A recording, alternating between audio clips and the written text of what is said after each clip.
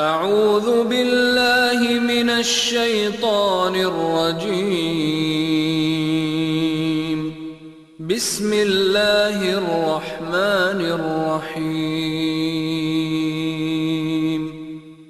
Orang itu cara berpikir nuruti nafsu, itu yang bahaya. Makanya Quran ngeritik ara'aita man ittakhadha ilahahu hawa. Orang yang cara berpikir itu nuruti hawa nafsu. Kalau zaman Nabi, zaman sahabat, zaman ulama, itu enggak seperti itu. Sehingga cara berpikir itu mudah. Makanya kata Nabi, absyiru ya ma'syaral muslimin, kata. Kamu harus senang ya ma'syaral muslimin. Allah sekarang buka pintu langit yang sebelumnya enggak pernah dibuka. Dan Allah yubahi bikum malaikata. Dan Allah membanggakan kamu kepada para malaikat. Kenapa? Umatnya Muhammad, umatnya Rasulullah Muhammad SAW, itu kalau sampean kepengen mati setiap saat itu baik, itu resepnya gampang kata Nabi. Addu faridotan wantadzoru ukhra. Jadi Allah memberitahu, ya Muhammad, umatmu ini luar biasa. Jadi misalnya tadi kita sholat subuh, ditanya, Bahak kamu sekarang ngapain? Nunggu sholat duhur ya. Setelah sholat duhur ditanya lagi nunggu apa asar. Sehingga faman kanat hijratuhu ila Allah wa rasulih fa hijratuhu ila Allah. Jadi kalau ya sudah ini tak ijazahkan. Kalau setelah salat subuh nunggu apa? Duhur. Setelah duhur nunggu. Sehingga ketika kita mati itu statusnya penunggu sholat. Tapi kamu kan enggak miskin. Kenapa? Penunggu kaya. Ya itu enggak masuk surga itu. Penunggu kemapanan. Berarti kan menunggu sesuatu yang seleranya nafsu. Beda kalau penunggu sholat. Berarti kamu di dunia menunggu ritual ibadah. Maka di antara ijazahnya Nabi apa? Addu faridotan wantadzoru ukhra. Melakukan satu fardu. Kemudian kita menunggu tugas berikutnya. Jadi niati saja setelah subuh nunggu apa? Duhur. Setelah duhur, meskipun kita di perapatan. Apa? Nunggu asar. Ya. Tapi ya asar betul. Jangan nunggu tok pas asar. Enggak. Jadi sebetulnya umat ini gampang sekali. Jadi di antara kebanggaan Allah, yubahi itu Allah bangga dengan malaikatnya adalah umat ini adalah addu faridotan wantadzoru ukhra. Melakukan satu fardu, kemudian menunggu fardu yang lain. Dari mengkhidmati kampus, ingin mengkhidmati masyarakat. Dari satu masyarakat lokal Semarang menjadi sampai sekarang, sampai Banjarmasin, Unisula mau bikin kampus di sana, terus gitu. Dari satu tugas ke tugas yang lain. Makanya Islam diajarkan setelah satu tugas selesai, faida faruh tafan sok. Jadi sehingga hidup kita itu dinamis. Dari satu kebaikan menunggu kebaikan lain, dari satu kebaikan menunggu. Sehingga hidup kita ngapain? Nunggu satu kebaikan. Ini sudah masuk faman kanat hijratuhu ila Allah wa rasulih, fa hijratuhu ila Allah wa rasulih. Sehingga bayangkan kalau kita direkam Allah, Gusti kula ampun mati nak dereng sugih. Wis melarat puluhan tahun. Sakit, nunggu sesuatu sing sifatnya nafsu, kok pengen sugih. Sugih tok aja cukup. Tahu buruh wong sing tahu ngenyek ndekne lho, itu kan urung-urung wis dendam. Saya belum mau mati sebelum kaya dan buruhkan orang yang pernah melecehkan saya. Wis ngono akhirnya mati urung sugih. Berarti wis fakir matine hasud. Mau itu ngenes dunia akhirat kan kira-kira seperti itu. Kamu santai aja kalau fakir berarti meringankan hisab karena ada banyak harta. Yang mau dihisab papanya, tidak punya apa-apa. Jadi saya mohon sekali ya, Islam itu mengawal kebahagiaan. Sebab itu sampai bahagia itu menjadi perintah Islam. Qul bi fadlillah wa bi rahmatihi fa bidzalika falyafrahu. Karena dengan bahagia bi taat diharapkan orang Islam itu tidak bahagia atau cari kesenangan lewat jalur maksiat. Sehingga ciri utama wali apa? Ala inna awliya Allahi la khaufun alaihim walahum yahzan. Sehingga ulama dulu itu rileks-rileksnya. Termasuk yang saya ceritakan tadi, Imam Ahmad, Imam Syafi'i. Itu melihat apa saja rileks. Ya tadi kalau disenangi orang ya barokah, punya kawan kebaikan. Nak dineng ya barokah dineng di gedingi tonggo rada utang, ngeranjuk tulung gitu. Jadi rileks saja. Masyhur itu Imam Syafi'i ngendikan waman asaa ilaika faqat atlakoka. Orang yang berbuat buruk sama kamu, hakikatnya adalah membebaskan kamu. Atlako itu apa? Membebaskan. Enak gak jadi hidup gitu? Kalau kamu kan enggak, kok gedeng aku salahku apa? Malah kamu ujub tuh, orang kok enggak tahu salahnya. Kamu jadi suami, istrinya ngomel, kurang apa saya sebagai suami? Ya kurang banyak, enggak ganteng, enggak kaya, enggak ini. Malah kalau diterangkan malah parah toh. Ya sudah rileks saja, kalau dia ngomel ya tadi, alhamdulillah dapat pahala tanpa apa? Biaya. Terus ngomel kan butuh energi, paling yang enggak kuat 3 jam. Nanti juga berhenti apa? Terus ambil nilai positifnya, misalnya ngomel sama suaminya, bagus lah. Kalau ngomel sama tetangga malah kayak apa gitu aja udah. Jadi ulama dulu itu gampang sekali melihat hidup. Rasulullah ya gitu, melihat hidup tuh gampang saja. Ketika tanya, ya Aisyah apa ada sarapan? Tidak ada ya Rasulullah, ya sudah saya tak puasa. Jadi enteng saja. Kadang-kadang beliau ingin puasa, ya puasa sunat, ada sarapan nggak jadi puasa. Rileks. Nabi itu rileks. Kalau ngajari kebaikan juga rileks. Nah sekarang itu banyak orang yang karena mungkin kurang baca, Islam tuh kayak menjadi aturan yang bengis, yang repot, yang mengekang. Itu ndak seperti itu. Yuridu wa bikumul yusra wala yuridu bikumul usra. Allah menghendaki agama ini mudah. Sehingga ada sahabat di Imami Mu'ad itu baca Baqarah. Sahabat ini pekerja petani, mufarokoh ditinggal. Ketika Mu'ad lapor, ya Rasulullah ini ada orang munafik, tengah-tengah sholat mufarokoh saya ditinggal. Yang disalahin itu tidak yang ninggal tapi Mu'ad. Afattanun anta ya Mu'ad, kami itu tukang fitnah. Masa ngimami petani pakai surat Baqarah? Jadi yang disalahkan ini imamnya. Kalau kamu jadi imam, sholatnya ya yang cepat. Makanya terus banyak orang kecepatan karena tadi. Jadi Nabi itu enteng sekali. Jadi apa ya, Nabi itu beda dengan yang kita bayangkan beda. Nabi pernah ngaji di masjid, kemudian ada tetangga lewat pakai cangkul ke kebun. Semua sahabat gerutu. Ini orang tidak benar, ada Nabi ngaji ditinggal saja ke kebun, tidak ikut ngaji. Jawabannya Nabi tidak, itu bagus itu ikut sunnah saya. Kenapa ya Rasulullah? Dia kerja nyari halal. Dan untuk menghidupi keluarganya itu juga ajaran saya.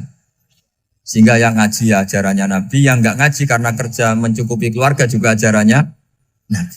Segampang ini. Oh, kalau kayaknya kamu kan, wes gak roh akhlak kan gitu. Nabi rileks saja Nabi.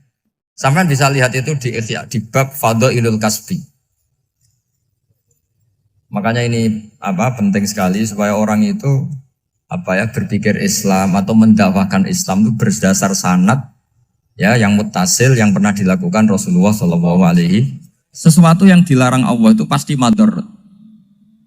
Maka untuk melarang seseorang bergantung sama narkoba misalnya atau hal-hal yang bahaya pada fisik, itu satu tentu bagi ahlullah, tentu karena takut Allah.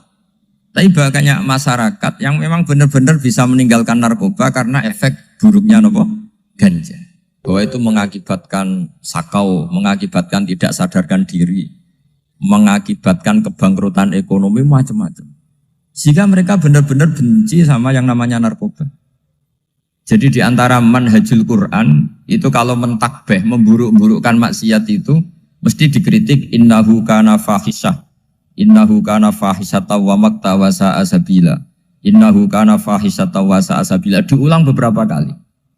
Sehingga dibutuhkan kecakapan untuk menganggap satu hal yang buruk itu fahsyah, sesuatu yang enggak rasional, sesuatu yang tidak positif, sesuatu yang pasti berdampak negatif. Sehingga kalau misalnya tadi dibacakan oleh Qori, kuntum khaira ummatin ukhrijat linnasi ta'muruna bil ma'ruf wa tanhauna 'anil munkar.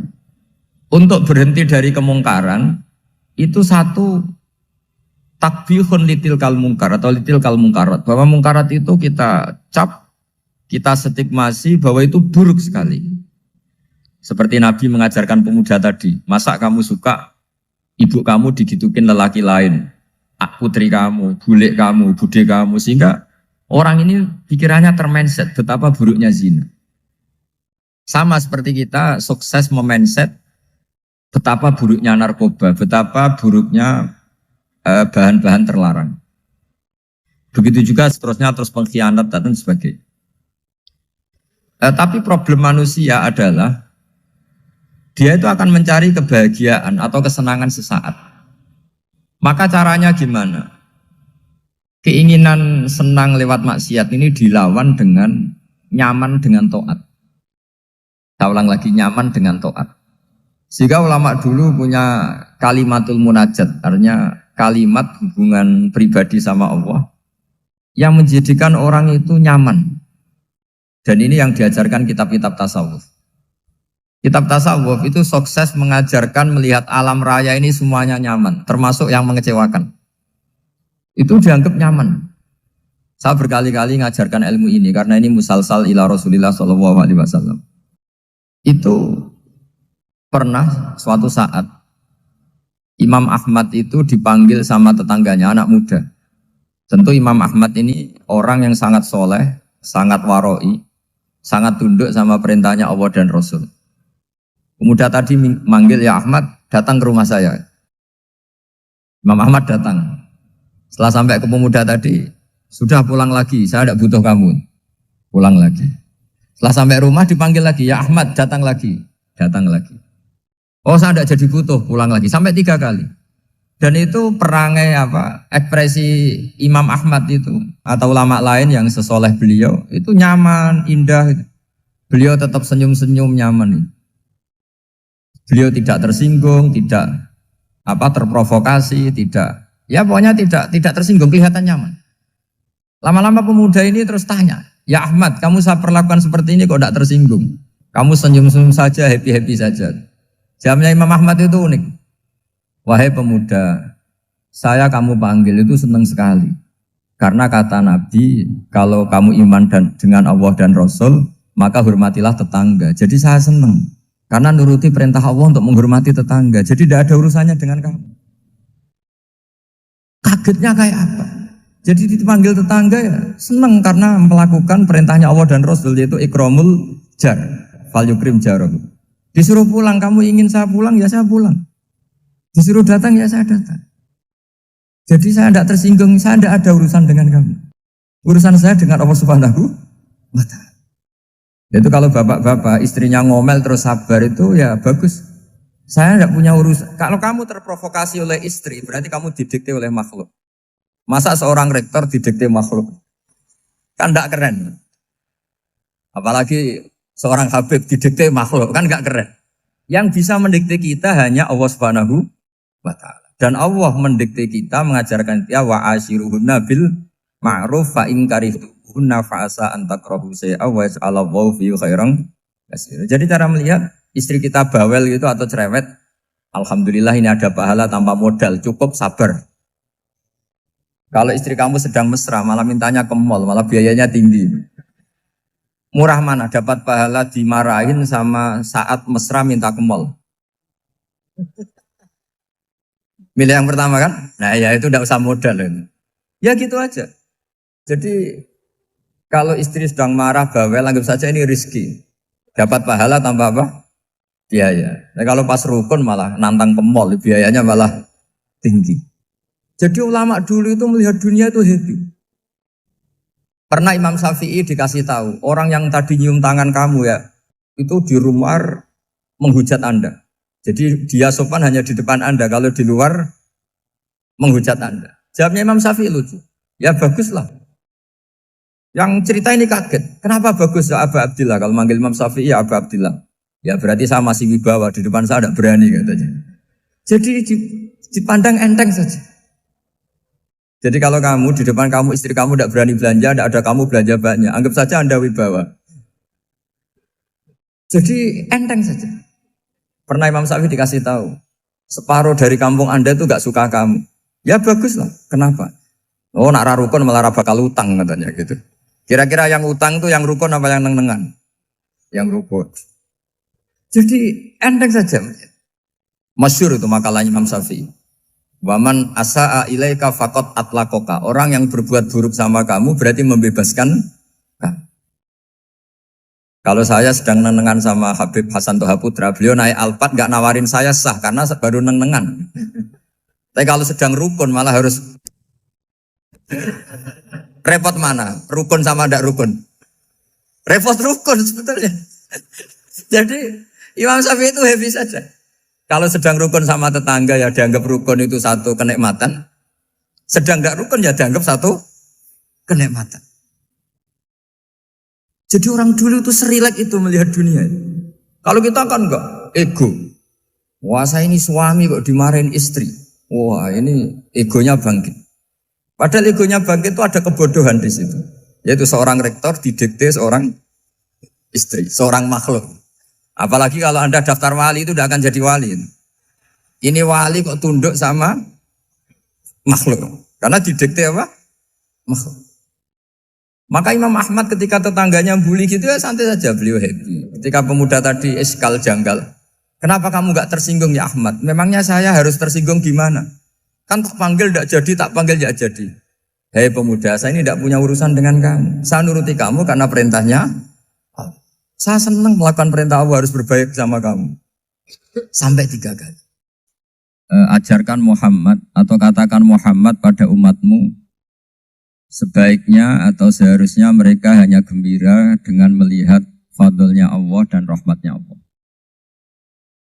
Ini harus kita pahami mulai dari konstruksi yang paling pokok, yaitu akidah. 2 ahwal. Ahwal itu 1 perilaku sosial. 3 mutammimat, sesuatu yang tidak pokok, tapi kita butuhkan dalam mengawal hidup ini. Saya beri contoh, itu sampai maksiat, itu karena cari kesenangan. Misalnya baru penat itu, ingin seneng, ada orang yang macam-macam lah, ingin melihat maksiat, apa itu pornografi, apa nyabu, apa macam-macam. Itu sebetulnya agama punya konsep yang luar biasa, yaitu seharusnya seseorang itu gembira. Gembira dengan ketaatan. Lalu pertanyaannya caranya gembira gimana? Gembira itu mudah. Jadi misalnya kamu sujud sama Allah Subhanahu wa taala. Terus cara berpikir begini. Ini sekaligus ijazah. Cara berpikir begini. Ya Allah, ini kata Sayyidina Ali, kafani izzan an akuna laka abdan wa kafani fakhron an takuna li rabban. Ya Allah, betapa sialnya saya andaikan saya jadi budak dari makhluk yang sama. Misalnya sampean itu seorang kiai atau rektor atau doktor atau orang terpelajar, kemudian kamu jadi budak atau hamba dari makhluk yang setara. Betapa hinanya saya. Maka kata Sayyidina Ali, ya Allah saya ini cukup bahagia, cukup bangga. Karena jadi budak, jadi hamba dari zat yang super atau yang maha super. Jadi kok Allah Subhanahu wa ta'ala. Sehingga ada kebahagiaan yang luar biasa karena menjadi hambanya Allah Subhanahu wa ta'ala. Setelah bangga dengan jadi hambanya Allah, maka kita akan malu. Malu misalnya kok saya bahagia itu nunggu melihat pornografi, melihat maksiat. Itu terus menjadi malu. Kenapa saya bisa didikte oleh hal-hal seremeh itu? Ya, kita malu karena didikte oleh hal-hal yang seremeh itu. Karena kita didikte oleh nafsu. Jadi izzatun nafsi, satu harga diri seseorang itu harus dihidupkan untuk hanya tunduk kepada Allah Subhanahu wa ta'ala. Sehingga Nabi itu melatih satu logika tarkul ma'asi. Nabi itu dulu ketika ada seorang pemuda yang ya karena mungkin pemuda ya, dia itu mau masuk Islam, tapi uniknya kata pemuda tadi, saya masuk Islam tapi asal dibolehkan bebas zina. Jadi ini agak sableng gitu. Jadi mau masuk Islam syaratnya dibolehkan apa? Zina atau free sex gitu. Karena orangnya agak hiper. Itu Nabi tidak langsung mengancam dengan neraka enggak. Ketika mau pamit gitu semua sahabat melarang. Mah itu jangan, kamu jangan suan Nabi. Itu permintaan yang enggak masuk akal. Setelah lama ditahan terjadi kegaduhan di masjid, Nabi dengar itu ada apa itu? Itu ada pemuda yang mau masuk Islam tapi yasta'dzinuhu fi zina. Tapi mereka minta izin Nabi untuk tetap boleh zina. Kata Nabi, pemuda itu suruh masuk, suruh menghadap saya. Ketika menghadap Nabi, saya ulang lagi ketika menghadap Nabi, Nabi mengajarinya itu luar biasa. Nabi tidak langsung mengancam dengan neraka atau dengan azab tunda. Tapi kata Nabi, atuhibbuhu li ummik. Kamu suka kalau ibu kamu itu jadi demenannya orang banyak. Pondok ya Nabi, yang demen ibu saya tak bacok kan. Karena ini ya agak preman, di mana-mana orang akal agak preman. Terus atuhibbuhu li bintik. Kamu suka kalau putri kamu ya digitukan orang-orang. Wah ya enggak Nabi, yang gitukan putri saya tak bacok. Atuhibbuhu li kholatik. Kamu suka kalau bule kamu digitukan. Atuhibbuhu li ammatik. Kamu suka kalau saudara bapak kamu digitukan. Nabi itu mengeset ya. Cara sekarang itu otak mungkin. Nabi itu meluruskan otaknya anak muda itu. Betapa buruknya zina. Cara bahasa Arab ditakbih. Betapa buruknya zina. Kamu suka kalau korbannya ibu kamu, putri kamu, bude kamu, bule kamu. Sehingga orang itu matur ya hasbuka ya Rasulullah, ini sudah cukup. Saya tidak pernah melihat sesuatu seburuk zina.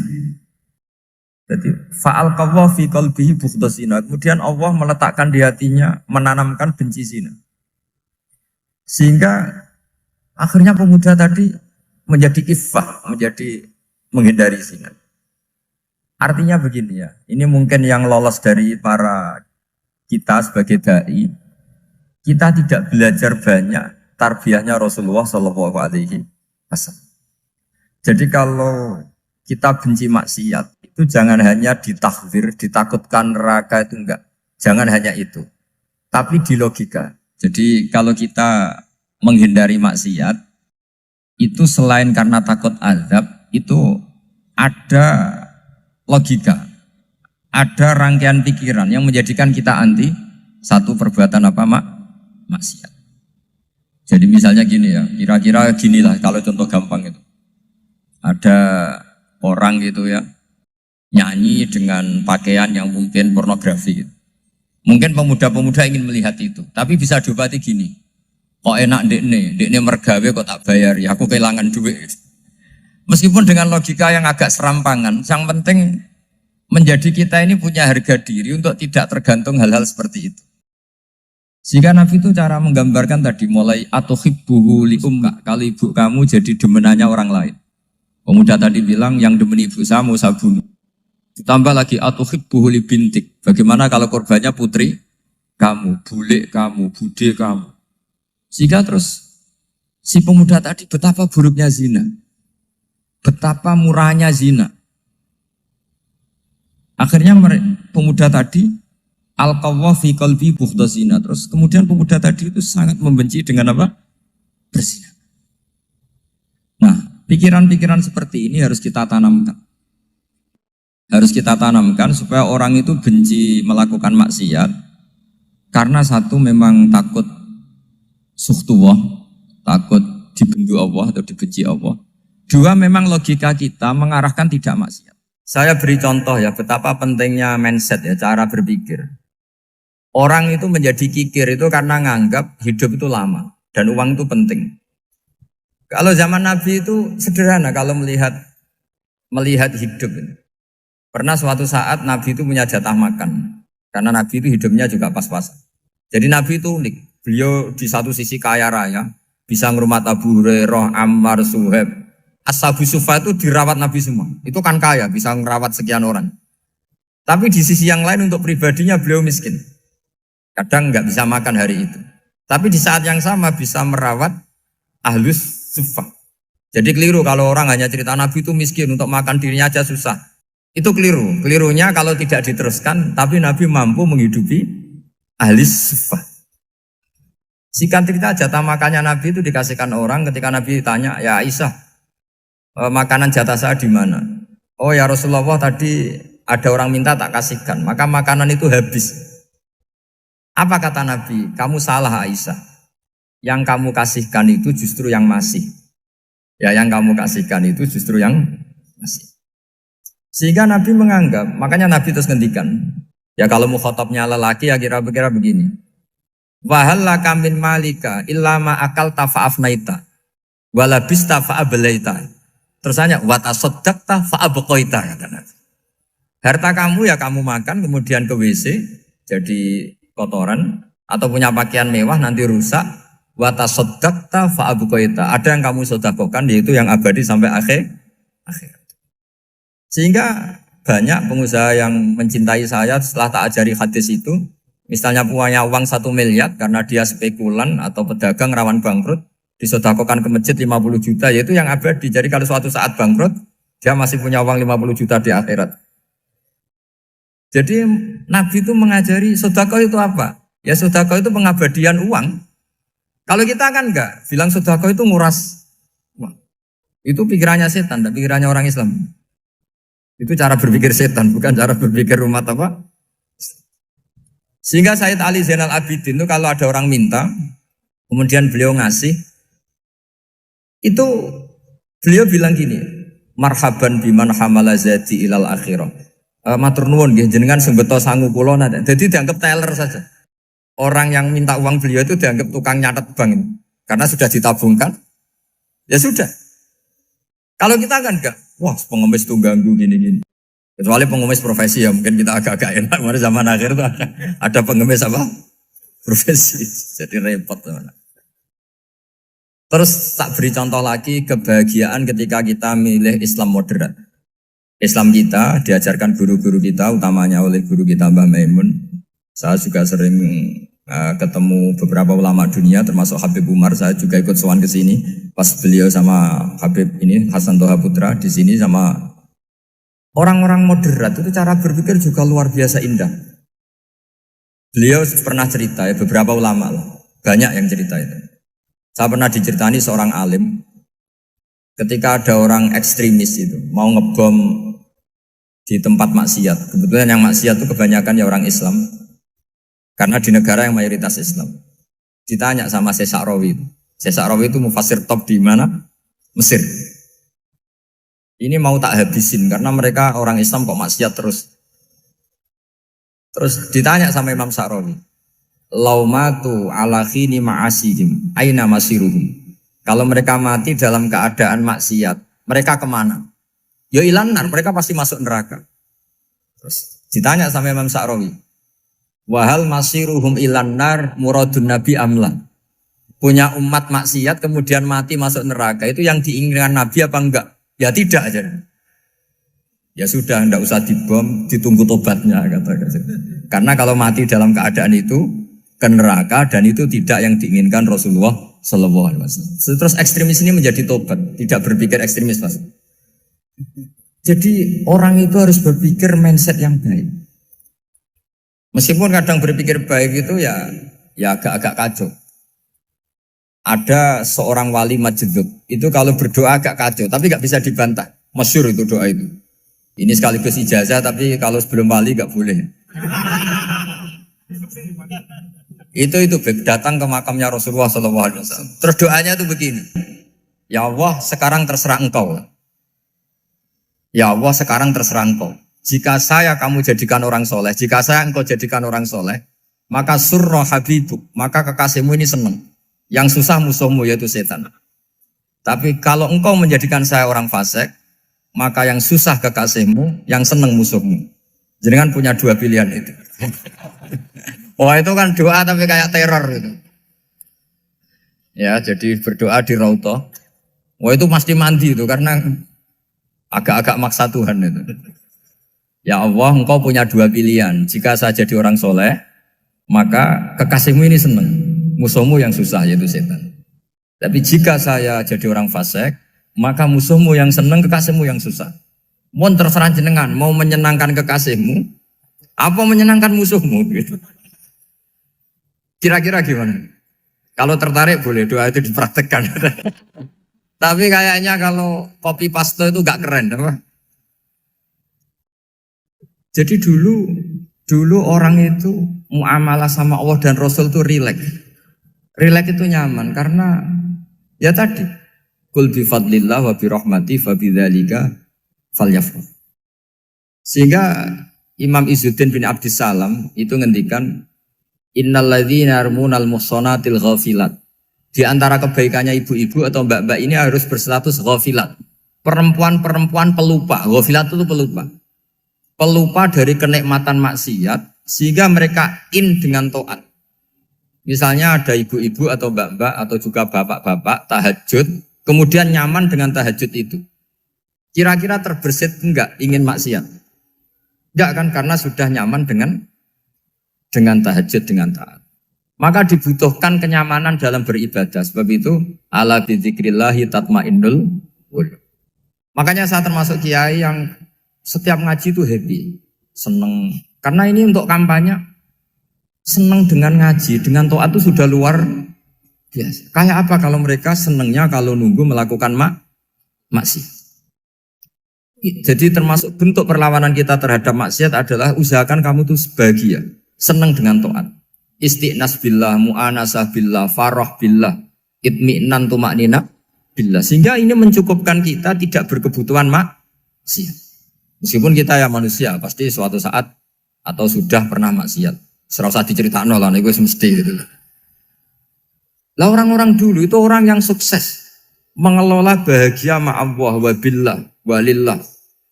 Jika wali-wali dulu itu jadi wali itu tidak mesti karena ibadahnya banyak, itu enggak. Mereka orang yang ibadahnya itu biasa. Biasa-biasa sekali. Ulama-ulama dulu ibadahnya biasa sekali. Tapi qulubuhum ma'allah, hatinya itu ma'allah. Itu ada seorang wali, itu jadi wali, Umar bin Abdul Aziz, yang dikenal khamisul khulafa. Khamisul khulafa. Di luar khulafa Ar-Rasyidin 4, di antara yang soleh adalah siapa? Umar bin Abdul Aziz. Itu ketika mau meninggal, itu senangnya bukan main. Itu semuanya nangis, beliau senang. Terus tanya, kenapa kamu senang? Memangnya saya kalau mati itu kemana aja? Ila khairi madhubin ilah, ke zat terbaik. Dibang urip mbek kowe bulet atau mbek arhamur rahimin kan. Yaitu Allah Subhanahu. Jalaluddin Ar-Rumi ketika mau meninggal itu muridnya nangis semua, beliau marah. Kamu harusnya pesta karena saya mau ketemu kekasih saya, malah kamu tangisi, goblok sekali kamu katanya. Jadi orang-orang dulu itu luar biasa. Karena tadi mereka tidak ingin ketemu Allah itu dianggap problem. Harus sesuatu yang membahagiakan. Makanya wali-wali itu kalau berdoa begini. Wa khairu ayyami yauman alqa kafih, dan jadikan hari terbaikku adalah hari ketika saya ketemu engkau ya. Pernah dengar doa itu? Wa khairu ayyami yauman alqa kafih, dan hari terbaikku adalah hari saat ketemu engkau. Rahman kan enggak, sampai matiku wedi. Saya tidak tahu wedi dosa apa wedi Israel apa wedi malaikat siapa? Mungkar nakir. Sebenarnya tidak perlu seperti itu. Karena cara pandang Nabi itu ini bisa dipraktekkan. Kalau kamu orang baik, mati artinya apa? Ya baik. Karena husnul khotimah. Kalau kamu orang yang buruk, itu kata Nabi, anggap saja mati itu akhir dari keburukan kamu. Nah, aku urip terus, malah maksiat terus. Maka Nabi itu kalau ngajari kita berdoa gini, Allah maj'alil hayata ziyadatan li fi kulli khairin wal mauta rohatan li min kulli syarri. Ya Allah, kalau saya hidup, ya anggap saja ziyadah fi kulli khairin, berpotensi nambahi kebaikan. Kalau saya mati, anggap saja ini akhir dari segala keburukan. Maka saya berkali-kali, banyak tradisi ulama-ulama NU, ulama-ulama pesantren, ya ada hanya NU, pokoknya ulama-ulama alim. Itu kalau ada orang mati, orang nakal gitu mati, ini saya gitu. Itu hadirin mesti gak terima. Wapi enang itu wong wakal. Tapi dipaksa sama kiainya, saya gitu. Lama-lama dipaksa. Saya gitu. Padahal ning atine kiai wis ra iso maksiat meneh, wis saya gitu. Karena dengan mati berarti saya sudah tidak bisa maksiat lagi. Jadi Nabi melihat hidup dan mati itu segampang itu. Kalau al-hayata ziyadatan li fi kulli khairin wal mauta rohatan li min kulli syarr. Coba kita ke depan itu kan ada potensi zina, potensi korupsi, potensi maksiat. Yang bisa menghentikan potensi itu apa coba? Mati ya, udah pinter ya. Sudah maju berarti. Berani mati? Berani. Tapi jangan di sini ngel-ngelo panitia. Artinya yang selama ini kita risau dengan kematian, dengan apa? Nabi ngajari kita tadi. Allah maj'alil hayata ziyadatan li fi kulli khairin wal mauta rohatan li min kulli syarr. Ya Allah, jadikan hidup ini sebagai bekal menambah kebaikan. Dan suatu saat kalau saya mati, semoga itu akhir dari segala keburukan. Jadi artinya Nabi itu ngajari kita itu positif terus. Sama seperti ulamanya tadi. Nak lagi rukun mbek tonggo ya sanggep ae kanca keapian. Nak nenengan ben ra utang ngoten. Dadi pokoknya penak terus itu loh. Nak bojo lagi ngamuk alhamdulillah gak ngajak blonjo. Nak pas rukun ya alhamdulillah kok lagi rukun. Jadi gampang semua. Makanya ada seorang alim itu ngendikan begini, ada yang tanya. Saya tuh dulu ketika kaya, teman saya sering main ke saya. Setelah saya miskin gak ada teman-teman yang ke saya. Dikira si Habib ini kebetulan orangnya Habib itu mendukung keluhan dia. Ternyata enggak. Si orang alim itu bilang gini, malah bagus toh gitu. Kowe wis melarat buruhe wong. Ya sudah kamu miskin buruhnya orang lain. Misalnya tukang manol di pasar atau tukang becak. Kemudian teman-teman kamu datang, malah kamu malu tuh jadi tontonan. Bagus kalau mereka lupa, pas kamu miskin tidak ada yang lihat katanya.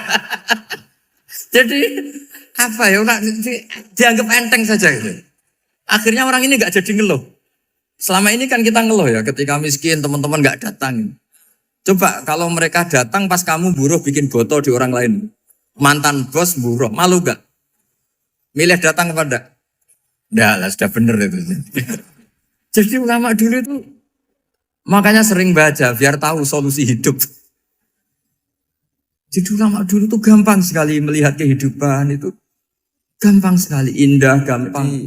Kebahagiaan ini pula yang harus kita latih dalam melakukan ketaatan.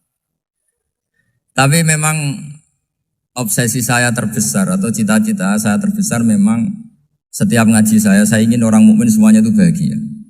Dengan bahagia itu mereka tidak neko-neko ingin mencari kebahagiaan lewat jalur apa maksiat. Sehingga dalam konstitusi ulama yang ditulis di kitab-kitab usul fikih, dan itu kitab yang saya kaji, selalu saya kaji, itu membela-bela sesuatu yang mubah itu sampai luar biasa. Karena melihat mubah itu, misalnya Anda tidur itu berstatus mubah. Anda bermain catur berstatus mubah. Anda rileks sama teman jagongan semalam dengan teman rektor atau dosen atau yayasan itu, melihatnya bukan mubah tapi tarkul maksiyah. Misalnya saya semalaman asik musamarah itu jagongan malam sama Habib Toha Al-Munawwar. Itu awang hitungnya bukan, wah ini jagongan ngalor ngidul tidak penting tuh enggak. Malam itu bahak tidak ke dugem, tidak ke tempat maksiat.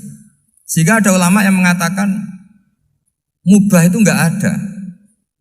Saya ulang lagi, mubah itu enggak ada. Kan umumnya ulama bagikan wajib, ya kan, haram gitu. Terus diantaranya mubah, sunat, makruh. Ada ulama yang mengatakan mubah itu enggak ada. Kenapa? Logikanya begini, itsma min mubahin illa wa yatahaqqaqu bihi tarku haramimma. Karena ada mubah yang Anda lakukan kecuali saat itu pasti ditinggalkannya sebuah keharaman. Misalnya Anda sedang jagungan sama istri di luar, di rumah, asik di rumah semalaman. Mungkin bahas hal-hal yang ringan. Mungkin melihat sinetron atau apa yang ringan. Tapi di situ terjadi Anda meninggalkan ke tempat-tempat maksiat. Sekarang ninggal maksiat itu wajib apa mubah? Wajib. Padahal Anda sedang melakukanmu.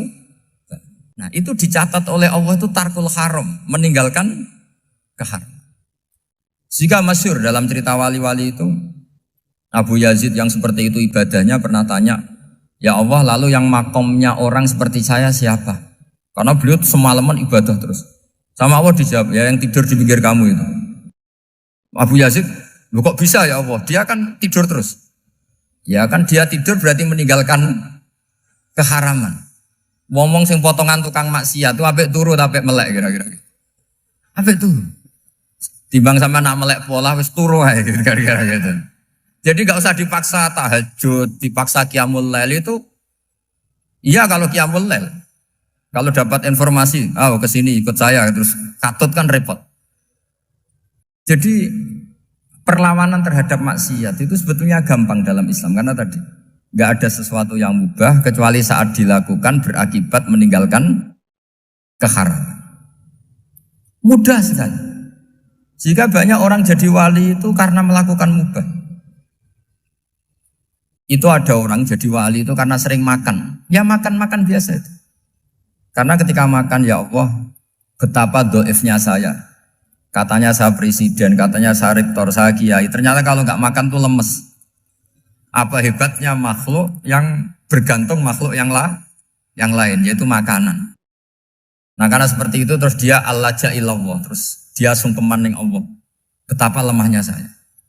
Sebab itu ketika Quran mengkritik dan dengan tanda kutip kemungkinan Tuhannya Isa bin Maryam, itu ngeritiknya sederhana Quran itu. Mal masih ibnu Maryam illa rasul qad khalas min qablihir rusul wa ummuhu siddiqah kana yaqulanit ta'am. Isa itu tidak Tuhan, wong dia makan. Kamu kebayang nggak misalnya punya Tuhan, wah tadi Tuhan mampir ke rumah saya, dia lemes. Setelah tak kasih makan sehat lagi gitu. Itu kan nggak kebayang. Tapi Tuhan marung di rumah saya, lemes tak gratisin, kayaknya tidak punya uang gitu. Setelah makan, wah gairah lagi. Kebayang nggak punya Tuhan seperti itu. Sehingga Quran kalau gojlok sederhana, karena yakulanit to'am. Sehingga wali-wali itu kalau makan itu sadar lemahnya dirinya, betapa dirinya tergantung makanan. Sesuatu yang tergantung itu artinya tidak hebat, tidak Tuhan. Jadi untuk menjadi wali, untuk menjadi dapat ridhonya Allah itu sebenarnya sederhana. Termasuk ada cara jadi wali yang agak kacau, tapi ini ya benar, asal niatnya benar. Misalnya Unisula besar, ya kurang besar lagi. Kita sudah punya uang, kurang banyak uang lagi. Itu Nabi Ayub, itu kan seorang nabi. Pernah diuji, oh ini ada di Sahih Bukhari. Nanti kamu tanya, hadisnya Sahih enggak? Ini ada di Sahih Bukhari. Kadang orang kota itu aneh, enggak ahli hadis tapi tanya, Sahih enggak? Padahal andekan dibodohi Sahih, ya ngandel saja. Jadi kadang ya aneh. Oh enggak tahu kok tanya. Itu Nabi Ayub itu sudah kaya, pas itu sudah kaya. Bukan cerita yang masih miskin, memang sudah kaya. Beliau di kamar dihinggapin satu belalang dari emas. Setelah belalang itu dikejar, ternyata yang jenis itu banyak, semuanya dari emas. Ngambil sana sini, ini yang kesak ini dipenuhin, saku ini dipenuhin, sampai banyak. Sama Allah digojlok, kamu itu nabi saya, kenapa kamu mengumpulkan harta sebanyak itu? Kamu itu nabi saya kok rakus? Jawabannya Nabi, ya Allah, siapa yang bisa kenyang dari rahmatmu? Ya, jadi kalau kamu punya uang 1 miliar, kok ingin 1 miliar 100, ingin 1 miliar 200, itu cara ngitung bukan uang. Ya Allah, siapa yang bisa kenyang dari rahmatmu? Karena rahmat Allah tidak terbatas, sudah Gusti tenang saja. Meskipun saya gini, rahmat Anda tidak akan habis. Sehingga waroi ada ilmunya, tomak juga ada ilmunya. Termasuk rakus itu juga ada ilmunya. Misalnya begini, ini contoh rakus yang ada ilmunya begini. Ini saya beri contoh. Mungkin yang boleh niru orang-orang soleh, kalau nggak soleh jangan.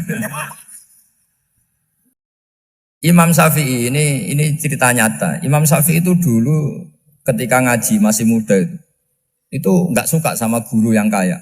Kebetulan dia punya guru miskin terus. Namanya Sufyan As-Tsauri, itu miskinnya Masya Allah. Sufyan bin Uyainah juga miskin. Jadi dia miskin, punya guru miskin terus. Sehingga idolanya ya sama guru-guru yang miskin.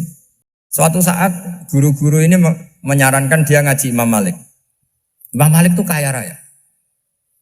Itu babutnya Imam Malik, kalau diinjek itu mata kakinya tidak kelihatan, saking halusnya. Kalah, Indonesia kalah. Imam Malik itu gaya. Kalau ngaji di kursi tinggi terus pakai bukhur itu, pakai dupa Arab yang mahal. Pokoknya mewah kali Imam Malik. Terus dia mulai, ini kiai kok kaya. Kemudian setelah beliau alim, tanya, saya harus ngaji siapa setelah ilmu jenengan habis kira-kira gitu. Kata Imam Malik, sudah, kamu tidak usah perlu ngaji saya, kamu sudah alim alama. Terus Imam Malik datang ke Baki. Zaman itu Baki itu semacam kayak rentalan ya, semacam Grab lah kalau dulu. Mana kafilah yang mau ke Irak? Ya sudah terus, oh kita mau ke Irak. Ini antar ke Muhammad bin Hasan As-Syaibani. Itu dibiayai sama Imam Malik. Grabnya ya dibayarin, itu kafilahnya itu ya dibayarin. Imam Syafi'i disangoni surrotan min dhahabin. Jadi satu kepes uang dikasihkan. Itu pernah tak hitung semurah-murahnya itu sekitar 60 juta. Imam Syafi'i mulai mikir, Kiai yang saya kritik lomo, sing kiai miskin tak puji, gak pernah ngamal kan, tentu orang miskin. Setelah datang ke Muhammad bin Hasan Asy'ibani, beliau itu pakar usul fikih, muridnya Abu Hanifah. Beliau al-usuli, pakar usul fikih. Itu Muhammad bin Hasan Asy'ibani itu kalau ngitung emas, itu di ruang tamu. Uangnya miliaran, emasnya banyak. Dari kota ini dipindah ke kota ini, emas kalau ngitung di ruang tamu. Bukan di kamar, di ruang tamu. Imam Syafi'i tambah kaget. Imam Malik kayak gitu sudah saya soal, malah ini kaya raya.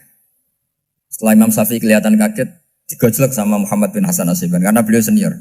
Ata'jabu min hadza, kamu aneh melihat ini? Iya. Kenapa? Ulama kok kaya raya. Terus kata Muhammad bin Hasan, ya sudah, uang ini tak kasihkan orang-orang fasik, binti gue demenan, gue nyabu, gue macam-macam. Oh jangan, nanti dipakai maksiat. Oh jenengan mawon sing suka. Semenjak itu Imam Syafi'i rubah mindset. Jadi kalau kampus ini ingin akreditasi A, ingin mulia, ingin apa, kamu ridho kalau yang punya prestasi seperti itu adalah orang-orang fasik. Ridho enggak? Enggak kan? Maka didoakan ini. Nah itu namanya berpikir secara usuli. Kamu jangan hanya nuruti karena berpikir waroi terus kamu benci kekayaan. Tidak bisa seperti itu. Karena pangkat dan kekayaan ketika dikelola secara kesolehan maka akan menjadi energi positif yang luar biasa. Semenjak itu Muhammad bin Hasan Asy'ibani berhasil mendidik Imam Syafi'i. Sampai akhirnya keterusan Imam Syafi'i berpendapat kalau orang Islam bisa bikin rumah tingkat kok punya rumah reot itu haram. Akhirnya keterusan. Kalau bisa jadi bupati kok jadi ketua RT juga haram. Karena al-Islam ya'lu wala yu'la alaih. Islam itu luhur bukan bisa diluhurin. Sehingga rata-rata orang Syafi'iyah termasuk kiai-kiai Indonesia itu rata-rata ya agak-agak politikus. Ya agak-agak kedonyan, mungkin sebagian kedonyan tenan gitu. Karena gak ridho gitu loh. Kalau kesempatan itu dikuasai orang fasik kemudian menjadi kekuatan maksi. Coba kalau bupati itu orang yang fasik. Kemudian programnya supaya rakyat seneng semalaman dangdutan yang purno misalnya. Supaya rakyat seneng dibolehkan dugem, dibolehkan judi. Tapi kalau yang jabat orang soleh kan ada beberapa perda yang menolak penyakit apa? Masyarakat. Jadi kamu jangan melihat bahwa kepangkatan ini hanya sebagai alat korupsi, alat otoriter, enggak. Asal kena orang soleh, maka ini menjadi energi kesolehan atau energi positif. Sebab itu ketika Allah muji para nabi yang soleh, diantaranya disifati apa? Faqad ataina ala Ibrahim al-kitab wal hikmata, terus ayat wa atainahum mulkan azim. Dan Nabi Ibrahim dan keluarganya tak kasih kerajaan yang besar. Nah sekarang masih banyak orang yang cara pandang ngapain bikin unisula yang megah, ngapain berambisi punya akreditasi A dan sebagainya. Menyoal seperti itu salah secara usul fikih. Karena cara usul fikih kesempatan yang baik tentu harus diperjuangkan oleh orang-orang yang soleh. Karena ini supaya jadi otoritas yang positif. Itu dulu ada latihannya. Jadi orang dulu itu gampang sekali ketika milih miskin ditanya, kenapa miskin? Saya ingin hisab saya ringan. Tapi ketika mereka kaya yang soleh, supaya harta ini tidak dipakai orang yang nanti dipakai maksiat. Kita misalnya orang soleh mau pangkat, karena kita ada ridho, kepangkatan itu dipegang orang maksiat, kemudian menjadi energi maksiat. Begitu juga seterusnya. Maka ulama dulu itu rileks. Sampai Nawawi Al-Bantani itu nanti bisa dicek di tafsir. Qul hal yastawil ladzina ya'lamuna wal ladzina la ya'lamun. Beliau muji-muji ulama. Kemudian ada seorang yang agak hasut mungkin. Tanya begini. Hebatnya ulama itu begini-begini. Terus ditanya, tapi kenapa kita sering melihat ulama ngantri proposal di rumahnya bupati? Kan? Sementara bupati nggak pernah datang ke ulama ngaji ihya. Jawabannya Imam Nawawi itu unik. Ya karena ulama itu tahu gunanya uang, sehingga nyari uang untuk pondok, untuk masjid. Sementara bupatinya tidak tahu gunanya ilmu, maka tidak pernah ngaji. Jadi ya ringan saja. Jadi ya sudah seperti itu. Jadi kalau ada ulama kedonyan, anggap saja karena tahu gunanya uang. Jadi kenapa ulama ngantri di kabupaten, bukan bupati ngantri di ulama? Jawabannya karena ulama tahu gunanya. Wah, sementara bupatinya nggak tahu gunanya ilmu. Kira-kira gitu lah. Ada ustadz tidak ganteng, kesensem rondo cantik, karena tahu gunanya ustadz itu. Artinya tahu gunanya kalau saya nikah nanti punya anak jadi gus, kan dia kiai gitu. Tapi rondonya raro gunanya dia karena miskin gitu. Jadi ulama dulu itu rileks. Rileks, menafsirkan apa saja itu rileks, termasuk saat terpojok. Itu rileks. Karena semuanya dianalisis pakai ilmu. Sehingga ciri utama wali itu apa? Ala inna awliya Allahi la khaufun alaihim walahum yahzanun. Enggak ada rasa takut, enggak ada rasa gampang. Karena melihat sesuatu itu gampang saja. Saya ulang lagi, melihat sesuatu itu gampang saja, ringan.